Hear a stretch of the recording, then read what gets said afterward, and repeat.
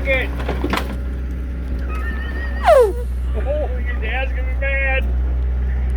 Welcome back to the channel, guys. Super excited. The last video didn't go as planned, but I hope for this one to go a lot better. We're gonna finish up some fuel reels, get the intake pulled currently, and we're gonna head on over and get this stuff wrapped up because it's 2 weeks from today. We gotta be in Michigan at Steve Morris Racing Engines. Yeah, let's get to work.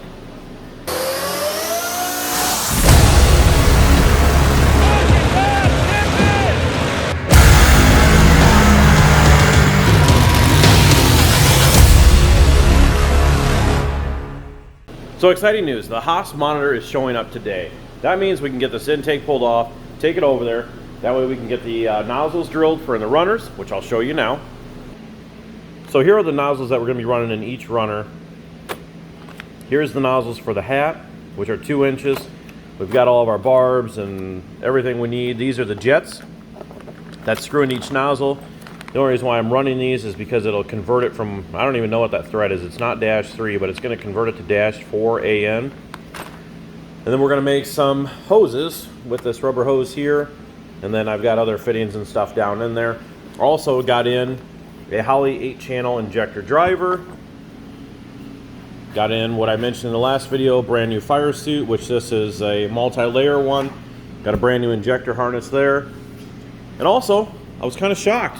Came home last night, actually had a package back from Excess Power, which has been long awaited. This has been a couple months now. We had the brand new battery charger that we were running for our 16-volt setup. We were using it on our 12-volt system. And when we went to one of the events, I think it was Ice Cream Cruise, or right after that when I came back, one of my videos that actually sparked and made the magic smoke out the back. So that got replaced. It looks like it's a brand new unit, which whatever, I don't care. So let's go ahead, pull the intake, wait for that monitor to show up. Let's head on over there. Let's get these fuel reels wrapped up in this one, see how far we can get on this injector system. And yeah, maybe we can make something happen here this weekend. Well, I was just getting the hoist set up here so I could lift the truck and get the pan underneath so I could start dropping the coolant out. Lo and behold, UPS delivered already, so made my day even better yet. So for sure the package is here. I'll go ahead and open it up quick. Let's check this monitor out, make sure we got the right thing first off, so that way I don't have a disappointing day or weekend, because the next one was November 20th. It's a little bit late. We'll be in Florida then.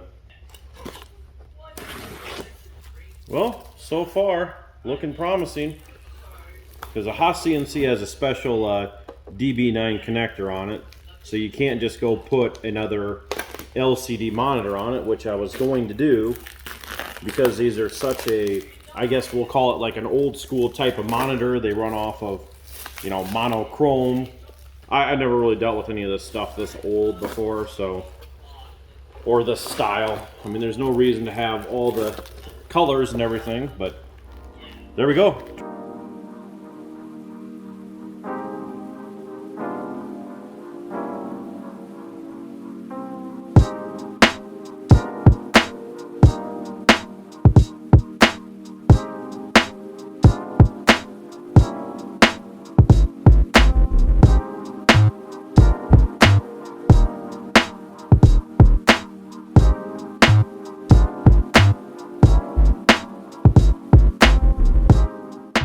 All right, intake's pulled off.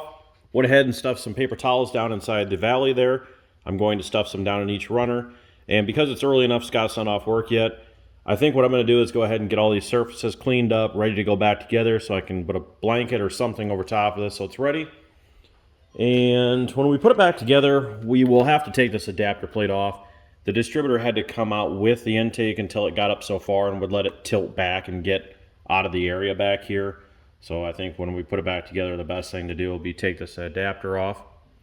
I do need to finish, I don't know, me and my green, I need to finish painting the profiler on each side. Not that you're ever going to see it, but just those little touches that the guy can make. All right, let's get this cleaned up. Next, we'll be over at my brother's shop. I'll show you what we got done so far. I do have a time lapse of up to the point of when the CNC monitor went out and then it aired out on that code. So we need to figure that out. I'll add all that time lapse together and give you guys a quick video of from the top down all the machining that we're doing, drilling the holes for the injectors, bought a special bit and everything to do that. So we'll get that montage put in this video and then show you the final product. I promise it'll happen this time, guys. Hey guys, just want to take a moment to thank each and every one of you couple hundred viewers that we usually get. Appreciate each and every one of you guys. If you guys want to help support the channel and our bad financial decisions like this thing, or Goliath, or any future vehicles we want to do for burnout competitions, go ahead and hop over to the website. Link is in the description below. We appreciate it. All we have is just a very basic, generic Boosted Ride t-shirt. You can pick yourself up one of those, limited quantities, and in the future, we will plan on making a shirt for the Death Trap in particular. Those will be first, and then future vehicles will get their own shirts as well. So again, link is in the description below. Appreciate each and every one of you. Let's get back to the video.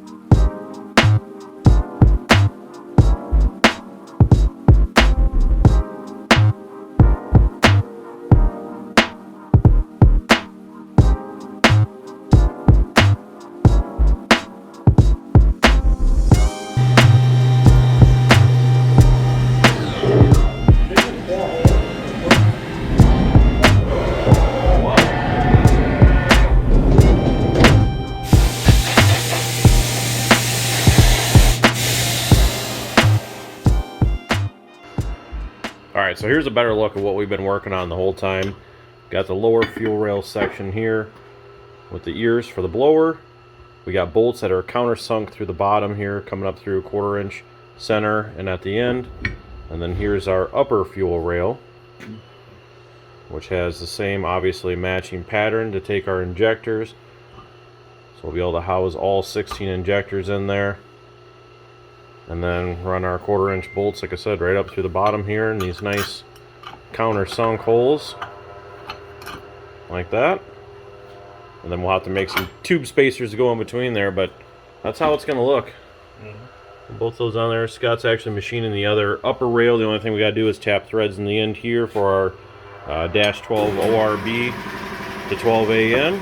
And we should be ready to rock and roll. Next, we're going to take the adapter plate off, so we can get the intake over in the 5-axis so we can drill the ports for the intake.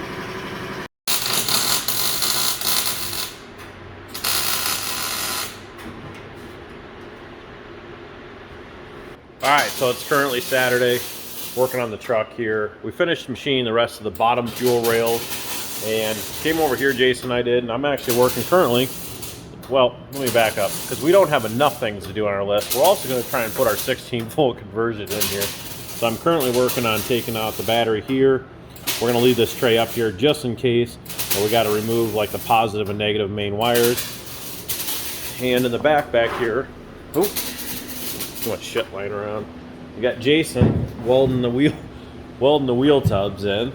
So that way, with the new fuel cell going in that corner over there, when we catch this baby on fire, we don't have fire coming up by the fuel cell. So welded that in, this one as well. Went ahead and mounted the new excess power 16-volt battery. So that's all done.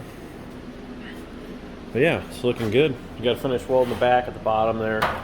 It's going around the outside of the tub right now. Patch in what I didn't get. I just spot welded this piece in there. So fill all that stuff in, we should be good to go. Early Sunday morning, just wanted to give an update before we head over. We did get all the wheel tubs welded in and actually started working on the fuel cell. So what we've got going on here is we've got the box off. So we're going to go ahead and remove this fuel cell. I don't know if I mentioned that before or not. We're going to remove this one so it's out of the way, get all of our lines, electrical and stuff for the fuel pump pulled ahead, because we had our pump mounted just before the tank there. So now that'll be mounted underneath the cab inside the frame rail. And also went ahead and finished up cutting for the fuel cell. So I'll go ahead and let it down, but we'll probably have to make a little clearance for the fittings there to get the hex of the dash 12 screwed on there, the dash 10. But otherwise, looking good. I'm liking the progress being made here. I don't think the 16-volt system is actually going to be as bad as we thought, because when we pulled the wire out, positive, negative, we actually have enough to make everything reach. The only concern I have is the things that cannot run on 16 volts, which would be any accessory stuff. All my ignition system, all that stuff I'm good with. It's if I want to run headlights, tail lights, anything other than that is going to be an issue. We'll have to get a reducer for. And I don't know exactly what we need to do. You got to know how many amps stuff pulls, but we'll worry about that later. Oh yeah, lifting the box up. We also crushed the box because I made my exhaust hangers hang from the top of the pipe, and they were bolted into the channel right up there.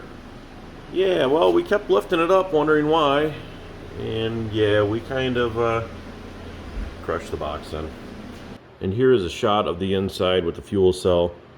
Got that sump cut out directly where it needed to be. That way we don't have any more gaps than we need to in there. And that should pretty much do it. Like I said, everything all welded up. Just need to grind some of this down where we welded on the top side there, which we'll do that quick. And then we need some kind of straps to hold the fuel cell down in there. That's going to be a wrap on today's video, guys. Probably a little more rambling on than usual. Maybe not. I don't know. I like to just fill you guys in. But that is going to be a wrap. So, one major bottleneck to this problem. Some of you may guess what our limitation is going to be with the new system, new fuel. State down below what you think it's going to be. I got parts coming for it. We're gonna solve this problem once and for all, and it'll actually open up the capabilities of this motor if we ever wanted to go bigger. Well, more boost, whatever the case is. Like, comment, share, and subscribe. We'll see you guys in the next one. Stay tuned. Lots of parts, lots of progress. Hope you guys enjoyed today's video, and let us know what you think of our custom billet fuel rails. Do you think it's going to work? I don't know. We're trying for something. Seen it on the internet from Joe Blow Speed Shop. Fuel Tech offers something similar. Hope like hell it works, because we're in a world of hurt if it doesn't. We'll see you guys.